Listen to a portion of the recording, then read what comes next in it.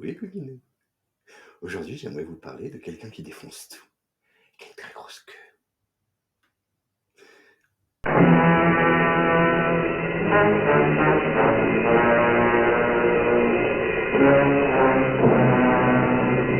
Godzilla. C'est un peu flippé, hein, quand même, hein. Allez, générique.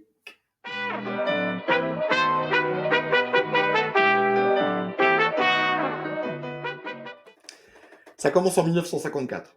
1954, le studio japonais Toho décide donc de financer, de produire les premiers films, le premier film Godzilla. Alors c'est Gojira, hein, en japonais, c'est un peu transformé, nous les occidentaux, bande de connards qui transformons tout. Non, mais comme ça. C'est devenu Godzilla.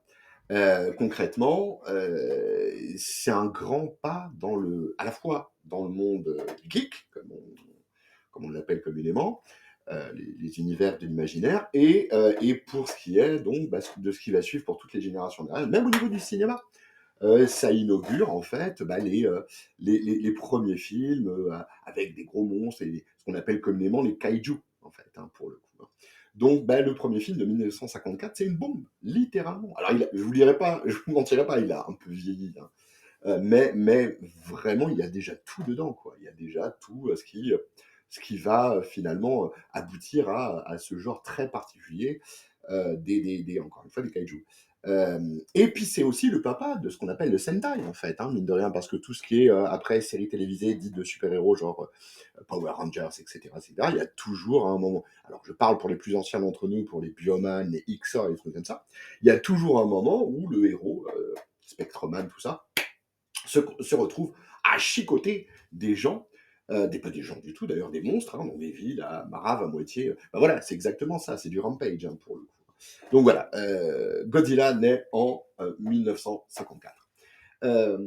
Et tout de suite, ça remporte, en tout cas au Japon au moins, un franc succès, vraiment un franc succès, à tel point qu'il va y avoir une multitude de suites, euh, toutes unes les autres plus folles que la précédente. Et alors, à partir du deuxième, donc, il y a une petite tradition, si on peut appeler ça comme ça, qui va se mettre en œuvre, où en fait, Godzilla va rencontrer un autre monstre. Ah oui, voire plusieurs. Donc, que ça pétouille. Donc, il va y avoir Anguirus, il va y avoir Mothra, la mythe, une mythe volante. Sans déconner, faut être japonais, quoi. Non, c'est génial en plus, c'est vraiment super bien foutu parce que ce personnage comme ça, une mythe volante, tu vois, du mythe quoi, elle fait des méga trous dans des méga vêtements. Non, en fait, ça va un petit peu plus loin que ça quand même, quoi.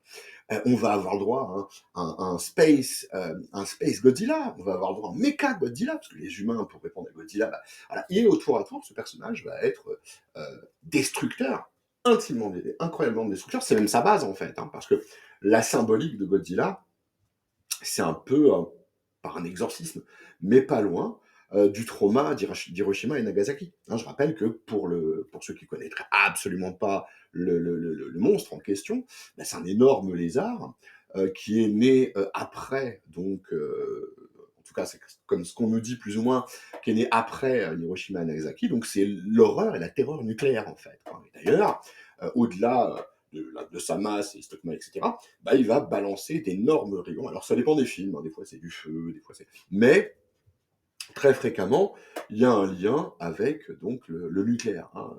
Pour ceux d'entre vous qui auront la possibilité de le faire, je vous invite, j'y suis allé cette semaine, hein. Il y a pas de hasard. Si je fais ça aujourd'hui, je voulais le faire, mais je suis allé voir donc au Cinoche Godzilla Minus One, donc qui est le dernier film en 2023 concernant Godzilla, qui est en fait presque un reboot, pardon, de la licence, dans le sens où on revient dans les années, ce film se passe dans les années 50, juste après donc, la Seconde Guerre mondiale, et c'est un film, franchement, honnêtement, c'est, on est en 2024, pour l'heure, c'est pour moi mon film de la décennie. Il est magnifique, en tout point, dans tout domaine.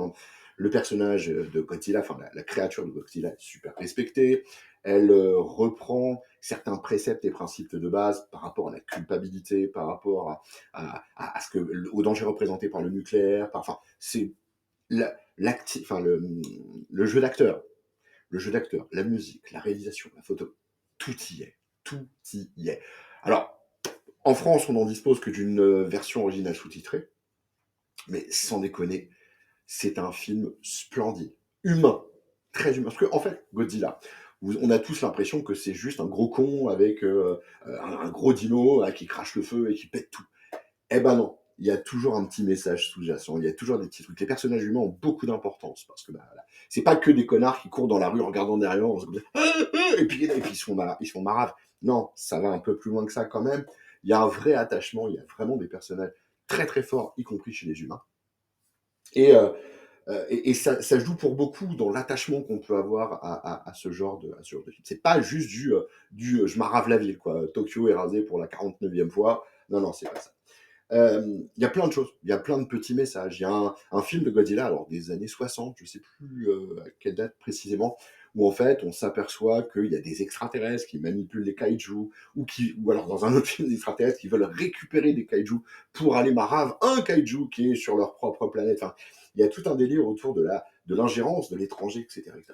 C'est vraiment, enfin, quand on gratte un petit peu, c'est vraiment autre chose que du film de monstre pur et dur pour se faire frissonner.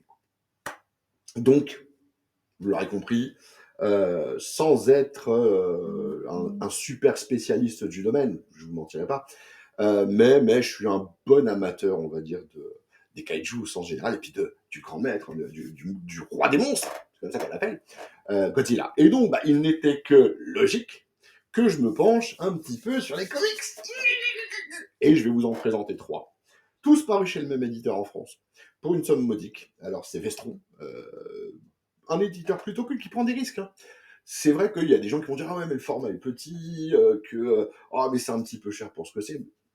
Boudez pas votre plaisir. Hein, ils sont en dessous de 18 €, très honnêtement, et c'est vraiment très très sympa. Et puis bah voilà, en tant qu'éditeur, faut avoir les couilles de se lancer là-dessus quand même, hein, parce que c'est pas gagné de vendre du Godzilla quand même. Hein, faut dire ce qu'il y a. Quoi. Donc je vais vous présenter 3 bouquins. Et il en a sorti plus, hein. Il y en a 2 autres. Un que j'ai prêté, qu'on m'a pas rendu, ou qui est perdu dans le mur, je sais pas où. Bon, bref.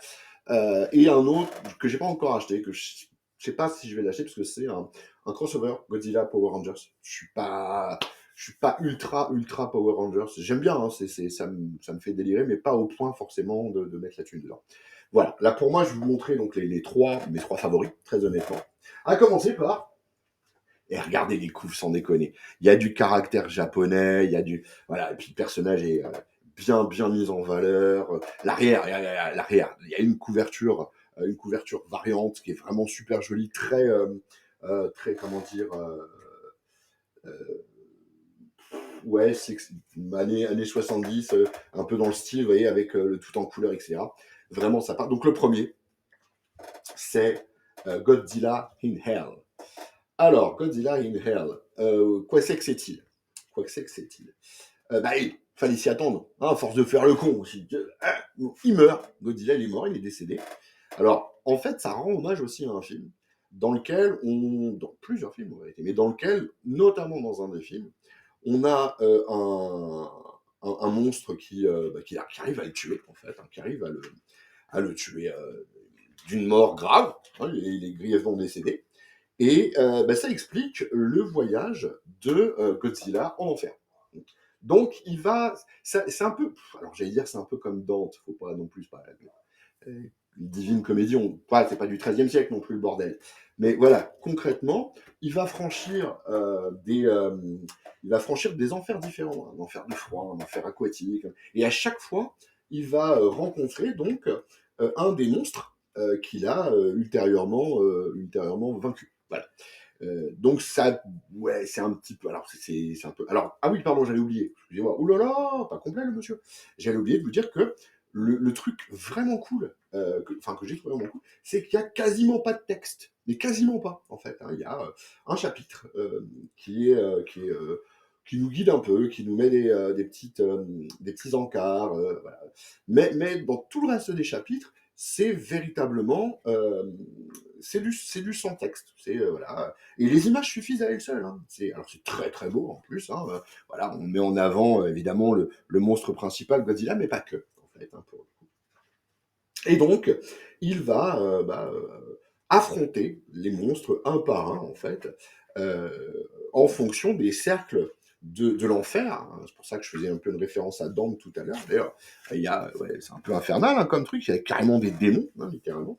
Et il va les affronter un par un. Et puis bon, c'est Godzilla, quoi. Alors Godzilla, dans son évolution en tant que personnage, y compris dans les films, il est passé de créature catastrophique et extrêmement dangereuse à peut-être un peu bienveillant avec certaines personnes, avec les enfants notamment. Et puis carrément, hein, il a eu le statut de dieu, demi-dieu et tout, par les gens qu'il malmenait, en fait, hein. Donc voilà.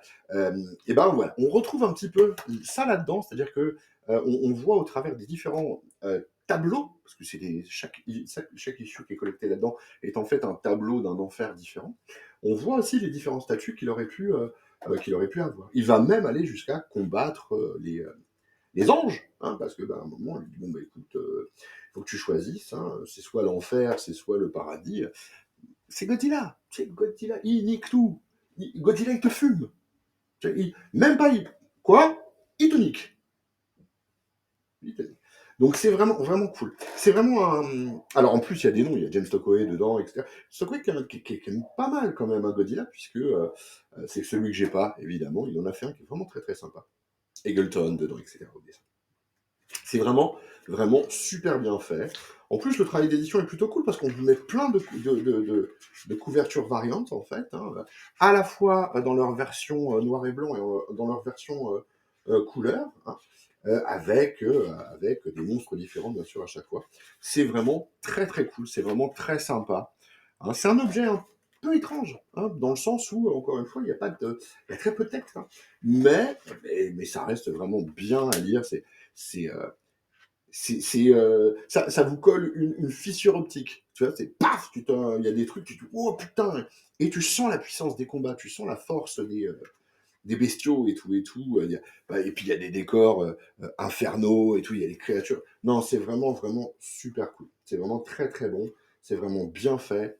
Et c'est du vrai Godzilla. Il n'y a pas besoin d'en dire plus. Oui, très, très bien. Celui-là, j'en ai déjà pas. Oh, il faut que j'apprenne à parler. Celui-là, j'en avais déjà parlé. Je sais plus dans quoi, une vidéo que j'ai faite. C'est Godzilla Cataclysm. Pourquoi qu'il est bien. Alors c'est fait par Cullen Bunn et Dave Watcher, qui aussi qui intervient aussi Watcher, il me semble, sur Godzilla in Hell. Oui, il est dessus aussi. Ouais, on a affaire à un gars qui aime bien visiblement et qui a été appelé pour. Et donc Godzilla Cataclysm, oh très très bien, nom de très bien, oui, Godzilla Cataclysm, pourquoi très très bien parce qu'en fait, c'est 20 ans après que les kaiju aient dévasté le monde. Voilà. Il y en a eu 10 par jour, et vas-y que ils ont tout déglingué. Et donc on est... Et puis, hop, dis donc, ils ont disparu. Merde. Donc voilà.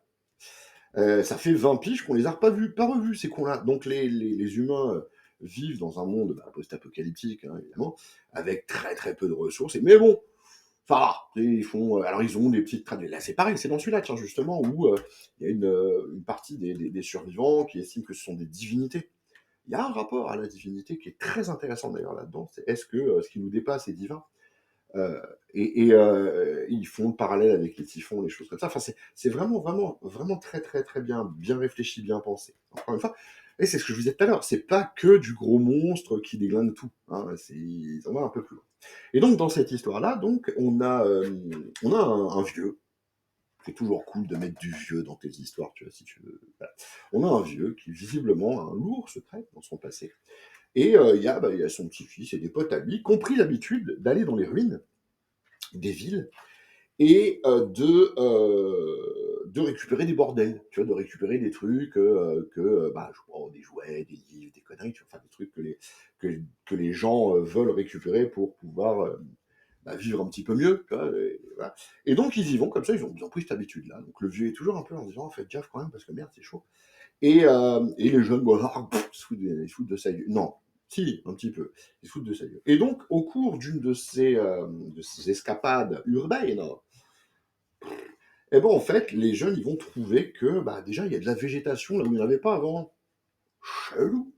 Et puis, ils trouvent un cadavre de gros bestiaux, tu sais, genre un ours et tout, défoncé. Voilà, merde alors. Et d'un seul coup, bah, il y a des putains de méga insectes qui vont les attaquer, quoi. Et ces putains de méga insectes, et ils déglinguent 3 ou 4 personnes, ouais, ils flippent un peu. Et en fait, quand ils s'aperçoivent, la fameuse végétation qui a poussé d'un coup d'un seul, là, elle va s'en prendre aux insectes pour les sauver, on va dire. Voilà. Et sans crier gare, sans crier ça. D'un seul coup, paf, il y a Godzilla qui revient du nom, et il se frite avec la plante, alors qu'il est devenu un kaiju aussi, hein, vous en doutez bien. Et ça, c'est un putain de clin d'œil parce que bah, il existe vraiment ce kaiju fin des années 60, ça s'appelle Violente en fait, c'est une plante kaiju. Et voilà, et Godzilla, il commence à lui foutre sur la gueule. Alors, évidemment, les jeunes gens survivants qui rentrent au camp, là, puis oh là là, les gens ils disent merde, c'est le retour des kaijus. Il y a le retour des vieilles croyances, tu vois. Ils disent bah, faut faire des sacrifices humains, c'est comme ça que ça marchait, c'est comme ça qu'on arrivait à. Blablabla. Mais vous vous doutez bien que ça va un peu barrer en couille. Hein. Et le secret du petit vieux, il y est pour quelque chose. Hein. Le secret du petit vieux, on apprend que les humains ont voulu contrôler les kaijus et que c'est barré en glaoui. Voilà. Donc, vous voyez, il y a un lien par rapport à l'utilisation qu'on fait des choses, notamment dans l'armement, par exemple. Hein. Se dire, bah tiens, voilà, cette force inimaginable, cette force naturelle qui nous dépasse, on va essayer de nous, les humains, parce qu'on est plus fort que tout, de la contrôler. Là, il y a un message là-dessus. Vous voyez alors après, ça vaut ce que ça vaut, mais voilà. Globalement, moi, je m'étais dit, je sais plus c'était quand que j'ai acheté ça. Bref, on s'en fout. Je m'étais dit à l'époque, bah tiens, moi j'y voyais un rapport avec le climat. Vous voyez les humains pensent tout pouvoir contrôler, mais à un moment, il y a une force qui les dépasse et qui les menace limite d'extinction. Hein, quand même, on en est là aujourd'hui. Hein, on est, vous voyez hein. Bon, eh ben, cette image du kaiju, eh ben, ma foi, sans tortiller du cul pour chier droit, pas déconner non plus, eh ben, moi je vois un petit peu de ça là-dedans. La critique de l'humain qui se croit omnipotent, mais qui n'est pas grand-chose, eu égard aux puissances naturelles qui nous entourent. Godzilla, c'est ça. Hein. Godzilla, ils le disent, hein, bon, je crois que c'est dans ce bouquin-là. Ils le disent, c'est l'incarnation de la destruction naturelle des choses, de l'entropie, en fait, hein, en quelque sorte, de quelque chose qui existe depuis des millénaires et qu'on n'a pas, nous, êtres humains, qu'on n'a pas encore situé comme étant indomptable, en fait. Tu vois, c'est ça le truc. Godzilla et les kaijus sont un, puisqu'ils restent dans le cataclysme, c'est indomptable, clairement. Alors, c'est un bon petit récit, vraiment cool, ça bouge bien. Il y a du fritage de gueule, il y a des gros clins d'œil. Il y a Mothra qui va apparaître, il y a des kaiju peut-être un tout petit peu moins connus comme Violente, hein, comme je vous disais tout à l'heure. Il y a j'arrive jamais à prononcer son nom, c'est Destroya, ouais, ça doit être ça. Destroya, il me semble, je me rappelle plus parce qu'en plus les films, je les ai vus en japonais, alors la traduction, des fois, elle est un petit peu chelou. Donc, je trouve que c'est Destroya qui balance des petits, il y a des mini-mi. Il envoie plein de mini-mi, s'enculer, défoncer tout le monde. Et ouais, il y a plein de. Alors, il y a de l'action, ça bouge bien, ça se chicote comme on attend que des kaijus se chicotent, mais il y a, encore une fois, aussi cette petite réflexion vraiment cool qui consiste à déterminer que bah, l'être humain, des fois, il ferait bien d'aller se gratter une couille plutôt que de manipuler certaines choses. Tu vois, parce que. Hein, voilà. C'est comme ça que ça se passe. Donc vraiment, celui-là, je l'aime vraiment beaucoup parce qu'il y a le côté post-apo. Et puis, ça préserve l'aspect du kaiju, c'est vraiment très très cool. Godzilla, Cataclysme, moyenne. Alors lui, c'est limite mon favori. Je dis limite parce que, ouais, on peut faire un classement de merde, hein, faut pas déconner. Hein. Mais, parce que celui-là, il a une particularité, en fait. Il a, pour part, c'est Godzilla Rage Across Time. Where is the fucking accent? Godzilla Rage Across Time. En fait, c'est une série de récits. Donc, il y a 5 récits, en fait, donc, qui vont nous permettre de suivre encore une fois Godzilla, mais au travers du temps, en fait. Au travers du temps. Donc, on va commencer dans un Japon. Et puis alors oui, il y a un style graphique à chaque fois qui est très particulier, qui est vraiment cool. On commence au Japon médiéval, en fait, hein, Alors, il y a toujours une petite préface bien sentie de Nicolas Jeantet, qui est un grand spécialiste de Godzilla. Vraiment très très bien. Je vous invite à lire les préfaces, vraiment, c'est super intéressant. Il connaît tout de la taux, enfin de la boîte de production et tout. Enfin, c'est vraiment le gars a un savoir très très impressionnant dans ce domaine-là. Et donc, euh, ce premier récit, donc, eh bien, c'est un récit sur le Japon médiéval. Hein, en fait, on a deux ennemis mortels qui vont être obligés de s'unir pour combattre des autres ennemis. En fait, on est à la période où les troupes de Kublai Khan, donc qui ont déjà pris la Chine, ça c'est un fait historique hein, pour le coup, donc les Mongols, les guerriers mongols qui ont déjà pris la Chine, s'apprêtent à attaquer le Japon. Et historiquement, c'est vrai, ils ont envoyé une flotte, et il y a un typhon qui a coulé la flotte, les Japonais s'en sont sortis comme ça. Et ben là, ils vont détourner un petit peu le bordel. Hein, donc les Mongols, leur réussite, ils la devraient à des kaiju, et puis finalement, voilà, on va opposer les kaiju. Enfin, c'est vraiment très sympa, c'est bien vu de revoir un petit peu l'histoire à l'aune de la geekerie, quoi. C'est vraiment vraiment cool pour le coup. Et c'est dans un style, alors sans aller jusqu'à ce que ce soit du manga, mais je sais pas, il y a certaines planches, ça m'a fait penser à du Hokusai, clairement, sans aller. Vous voyez, il y a un petit côté estampe, voilà, estampe japonaise, qui est vraiment vraiment bien vu. Ça reste lisible, ça reste actuel, parce que bon, ça trash, hein, quoi, clairement, hein. Mais c'est plutôt vachement bien vu. Le deuxième récit concerne la Grèce antique et le fait que les dieux, à un moment, les dieux grecs, n'aient plus été adulés. Voilà, je vous en dis pas plus. Le troisième récit, c'est donc dans une Angleterre médiévale un peu style arthurien, comme cycle, mais en pleine période de peste noire. Donc, donc il y a un lien, vous en doutez bien, avec les kaiju. Vous allez avoir un récit sur Hannibal, hein, Hannibal, pas Lecter, Hannibal le Carthaginois, celui qui a pris donc Rome, qui a attaqué Rome, un des seuls qui a réussi à attaquer Rome au fait de sa gloire, hein, pour le coup. Et puis, on va même aller jusqu'à littéralement la préhistoire.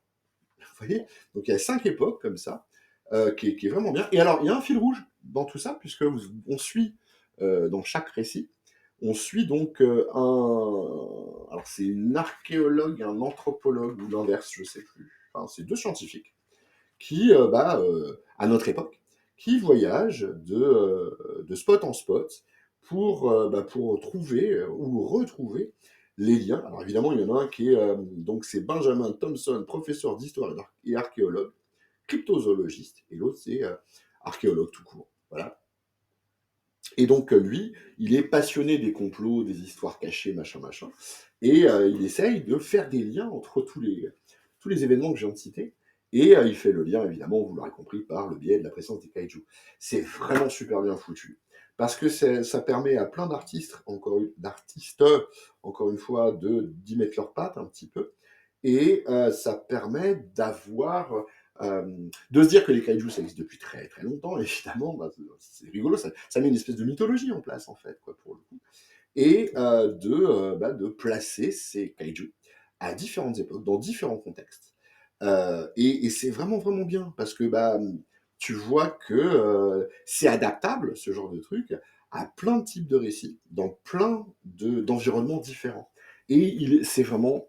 Moi, je l'aime beaucoup, justement pour cet aspect pseudo-historique. Je dis bien pseudo-historique, hein, c'est pas historique pour un rond, mais c'est plutôt bien fait, hein, à travers les âges, c'est vraiment vraiment cool. Moi, je l'aime beaucoup.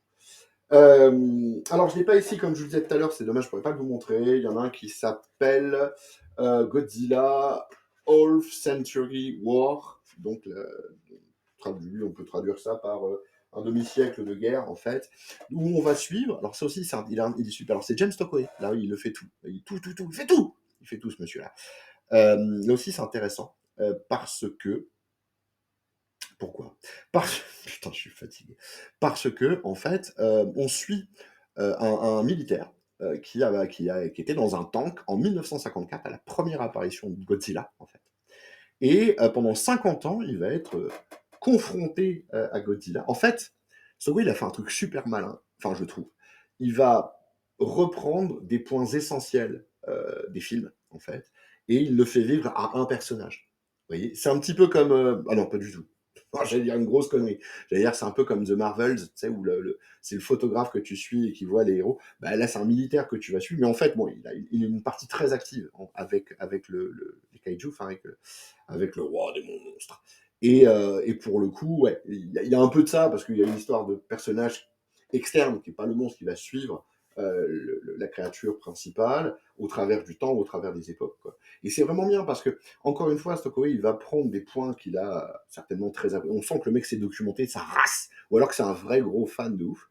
Et il va prendre comme ça des points des films, le mecha Godzilla, les choses comme ça, et il va les mettre en scène dans les yeux de ce personnage-là. Et c'est vraiment, vraiment bien fait. Alors, faut pas non plus être un master de Godzilla, tu vois, faut pas avoir fait CAP Godzilla et avec option de EP Kaiju, rien à voir. Non, non, ça se lit tout seul, ça se lit tranquille, quoi. Mais pour quelqu'un qui aime le style et qui a vu quelques films, moi j'en ai vu quelques-uns, vraiment c'est un truc qui a bercé mon adolescence. Et puis j'ai eu l'opportunité à l'époque d'avoir des cinémas sur Paris qui diffusaient ces vieux films-là. Et, euh, et on les retrouve plus, sa mère, ça me dégoûte. Mais je sais pas, j'ai dû voir une bonne dizaine de Godzilla japonais différents, enfin par des réalisateurs différents au travers du temps. Rien à voir avec les Godzilla américains de Roland Emmerich. Ça, c'est vraiment. Après, c'est un truc à l'américaine, donc on peut pas leur en vouloir. Ils ont le mérite au moins d'avoir voulu faire quelque chose. Ou celui-là, l'espèce de trilogie des monstres qu'ils ont fait avec. D'ailleurs, les Japonais, bien avant Skull Island, le film sur King Kong, ils avaient déjà fait faire une rencontre entre Godzilla et King Kong. Donc, pas loin du plagiat. Enfin bref. Bon, après, encore une fois, les réalisateurs ricains ont le mérite de vouloir faire leur truc à eux. Pourquoi pas. Mais on n'y retrouve pas le goût, tu vois, la Japan touch. Tu vois, hein. Il y a vraiment quelque chose. Encore, il y a, comment il s'appelle? Il y a Godzilla Shin, je crois, Shin, il me semble, je sais plus, qui était sorti en 2020, truc dans ce goût-là, qui est plutôt cool. Mais celui-là, là, le dernier film, allez, franchement, allez le voir, c'est un putain de chef-d'œuvre. Même au niveau cinématographique, c'est un truc de dingue. Enfin bref. Pourquoi je partais là-dessus, moi? Je sais même plus. Ah oui, on voit que les mecs qui ont fait des comics, bah, ils sont quand même un minimum renseignés, et ils prennent comme ça pour faire leur propre histoire, évidemment. Ils prennent des éléments qui sont vraiment, vraiment intéressants, vraiment respectueux de l'œuvre originelle, hein. Et ce que fait Stokoway, qui apparaît à plusieurs reprises dans les comics, c'est exactement ça. Et notamment avec son Half Century War, qui est vraiment une suite des films. C'est pour un spectateur amateur et qui a déjà vu enfin, qui a essayé de voir du Godzilla, c'est une récompense. Tu vois, c'est pas du Easter egg vraiment, mais c'est une récompense. Ça fait plaisir. Mais même ceux qui n'ont pas vu, c'est un super bon récit. Très honnêtement.